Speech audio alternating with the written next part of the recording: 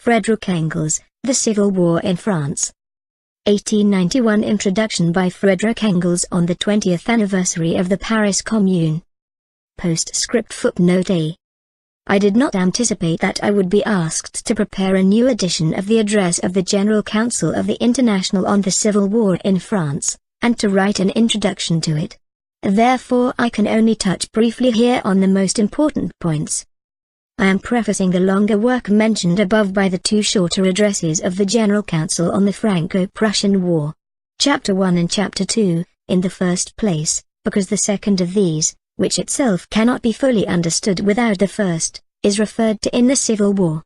But also because these two addresses, likewise drafted by Marx, are, no less than the Civil War, outstanding examples of the author's remarkable gift, first proved in the 18th Brumaire of Louis Bonaparte, for grasping clearly the character, the import, and the necessary consequences of great historical events, at a time when these events are still in process before our eyes, or have only just taken place. And, finally, because we in Germany are still having to endure the consequences which Marx prophesied would follow from these events. Has that which was declared in the first address not come to pass, that if Germany's defensive war against Louis Bonaparte degenerated into a war of conquest against the French people, all the misfortunes which befell Germany after the so-called Wars of Liberation footnote B, would revive again with renewed intensity? Have we not had a further 20 years of Bismarck's government, the exceptional law and the anti-socialist campaign taking the place of the prosecutions of demagogues, footnote C, with the same arbitrary police measures and with literally the same staggering interpretations of the law? And has not the prophecy been proved to the letter that the annexation of Alsace-Lorraine would force France into the arms of Russia, and that after this annexation Germany must either become the avowed tool of Russia, or must, after some short respite, arm for a new war, and, moreover, a race war against the combined Slavonic and Roman races? Has not the annexation of the French provinces driven France into the arms of Russia? Has not Bismarck for fully 20 years vainly wooed the favor of the Tsar, wooed it with services even more lowly than those which Little Prussia, before it became the first power in Europe, was wont to lay at Holy Russia's feet?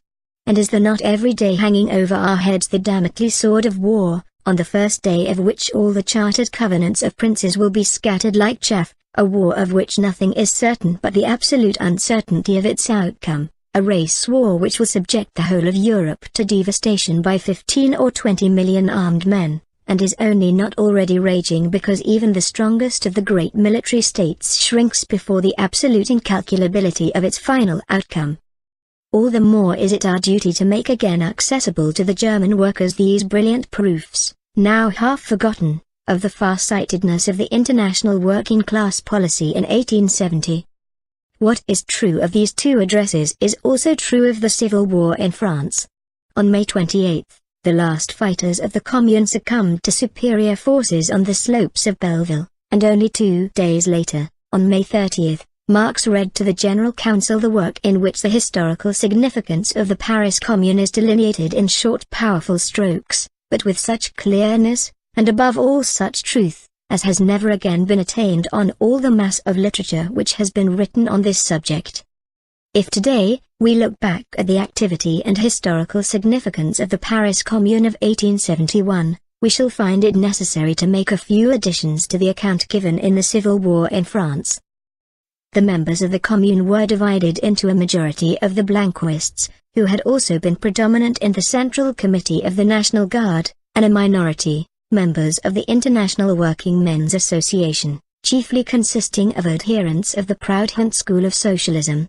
The great majority of the Blanquists at that time were socialist only by revolutionary and proletarian instinct, only a few had attained greater clarity on the essential principles, through Vaillant, who was familiar with German scientific socialism. It is therefore comprehensible that in the economic sphere much was left undone which, according to our view today, the Commune ought to have done. The hardest thing to understand is certainly the holy awe with which they remained standing respectfully outside the gates of the Bank of France. This was also a serious political mistake. The bank in the hands of the Commune, this would have been worth more than 10,000 hostages. it would have meant the pressure of the whole of the French bourgeoisie on the Versailles government in favor of peace with the Commune. But what is still more wonderful is the correctness of so much that was actually done by the Commune, composed as it was of Blanquists and Proudhonists. Naturally, the Proudhonists were chiefly responsible for the economic decrees of the Commune, both for their praiseworthy and their unpraiseworthy aspects, as the Blanquists were for its political actions and omissions. And in both cases the irony of history willed, as is usual when doctrinaires come to the helm, that both did the opposite of what the doctrines of their school prescribed. Proudhon, the socialist of the small peasant and master craftsman, regarded association with positive hatred. He said of it that there was more bad than good in it, that it was by nature sterile, even harmful, because it was a fetter on the freedom of the workers, that it was a pure dogma, unproductive and burdensome, in conflict as much with the freedom of the workers as with economy of labor, that its disadvantages multiplied more swiftly than its advantages, that, as compared with it, competition, division of labor and private property were economic forces. Only for the exceptional cases, as Proudhon called them, of large-scale industry and large industrial units, such as railways, was there any place for the association of workers. Cf. Idée générale de la Révolution, 3 études. By 1871, even in Paris, the center of handicrafts, large-scale industry had already so much ceased to be an exceptional case that by far the most important decree of the Commune instituted an organization of large-scale industry and even of manufacture which was not based only on the association of workers in each factory, but also aimed at combining all these associations in one great union, in short an organization which, as Marx quite rightly says in the Civil War, must necessarily have led in the end to communism, that is to say, the direct antithesis of the Proudhon doctrine. And, therefore, the Commune was also the grave of the Proudhon school of socialism. Today this school has vanished from French working-class circles, among them now, among the possibilists no less than among the Marxists, Marx's theory rules unchallenged. Only among the radical bourgeoisie are the still Proudhonists. The Blanquists fared no better. Brought up in the school of conspiracy, and held together by the strict discipline which went with it, they started out from the viewpoint that a relatively small number of resolute, well-organized men would be able, at a given favorable moment, not only seize the helm of state, but also by energetic and relentless action, to keep power until they succeeded in drawing the mass of the people into the revolution and ranging them round the small band of leaders. This conception involved, above all, the strictest dictatorship and centralization of all power in the hands of the new revolutionary government. And what did the Commune, with its majority of these same Blanquists, actually do? In all its proclamations to the French in the provinces, it appealed to them to form a free federation of all French communes with Paris, a national organization, which for the first time was really to be created by the nation itself. It was precisely the oppressing power of the former centralized government, army, political police and bureaucracy, which Napoleon had created in 1798 and since then had been taken over by every new government as a welcome instrument and used against its opponents. It was precisely this power which was to fall everywhere, just as it had already fallen in Paris.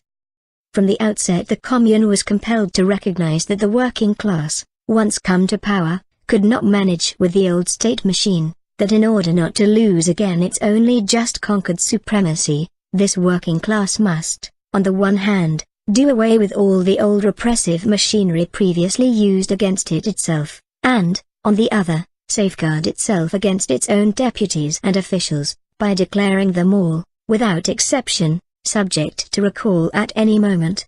What had been the characteristic attribute of the former state?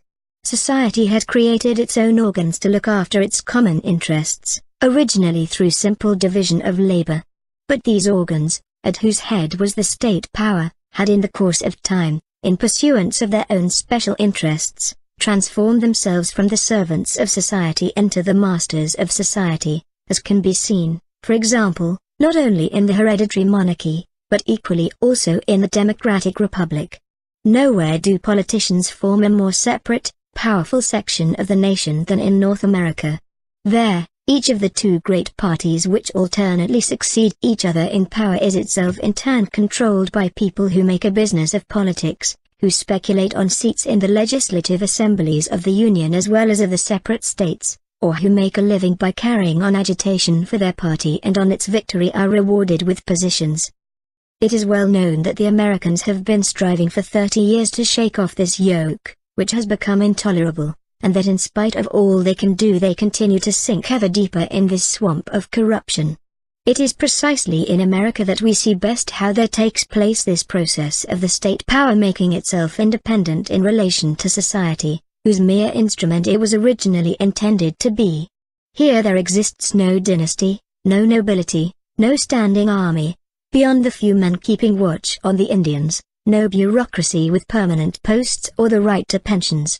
And nevertheless we find here two great gangs of political speculators, who alternately take possession of the state power and exploit it by the most corrupt means and for the most corrupt ends, and the nation is powerless against these two great cartels of politicians, who are ostensibly its servants, but in reality exploit and plunder it. Against this transformation of the state and the organs of the state from servants of society into masters of society, an inevitable transformation in all previous states, the Commune made use of two infallible expedients. In this first place, it filled all posts, administrative, judicial, and educational, by election on the basis of universal suffrage of all concerned, with the right of the same electors to recall their delegate at any time. And in the second place, all officials, high or low, were paid only the wages received by other workers. The highest salary paid by the Commune to anyone was 6,000 francs. In this way an effective barrier to place hunting and careerism was set up, even apart from the binding mandates to delegates to representative bodies which were also added in profusion.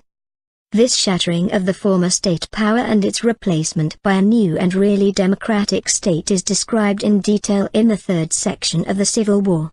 But it was necessary to dwell briefly here once more on some of its features, because in Germany particularly the superstitious belief in the state has been carried over from philosophy into the general consciousness of the bourgeoisie and even to many workers.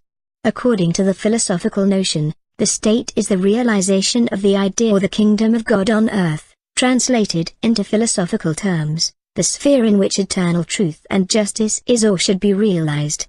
And from this follows a superstitious reverence for the state and everything connected with it, which takes roots the more readily as people from their childhood are accustomed to imagine that the affairs and interests common to the whole of society could not be looked after otherwise than as they have been looked after in the past, that is, through the state and its well-paid officials.